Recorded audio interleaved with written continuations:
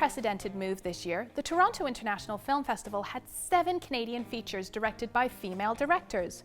In an industry where we actually see very few female directors, I'm going to log this news as awesome information about the Canadian film industry. We take a look at 5 of these female directors and their films you can catch up on this year. Last episode of the Canadian Film Review, we profiled Deepa Mehta's Midnight's Children, set in India during the independence and partition years. Deepa is not only a well-respected Canadian female director, but also internationally, and gets the approval of novelist Salman Rushdie for taking his book to the big screen.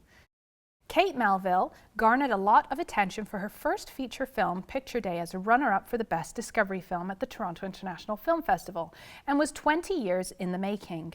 Forced to repeat her senior year of high school, Claire, played by rising star Tatiana Maslany, reputation is sliding from badass to bad joke. Armed with an acid tongue, Claire locks onto the only student clueless to her sordid reputation, Henry, played by Spencer Van Wyck, a nerdy freshman she used to babysit.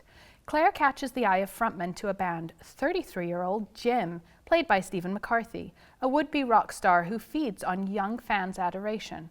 We have interviews with the cast and filmmakers of Picture Day coming up in following weeks on the Canadian Film Review. One of my favorite features coming out early next year is Anita Duran's The Lesser Blessed. Adapted from the powerful and irreverent first novel by author Richard Van Camp, Larry is a Tilico Indian growing up in a small northern town of Fort Simmer.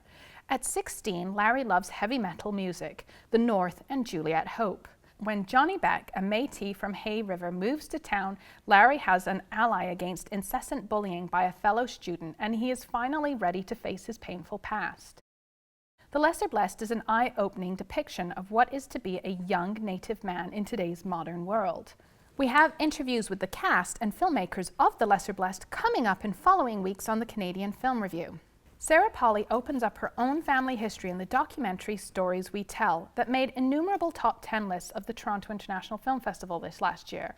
Stories We Tell was released in October, and it crosses the lines between fact and fiction when we discover Polley's family history is as complex and compelling as any story of fiction she brings to the screen. It is just one of those films you have to see.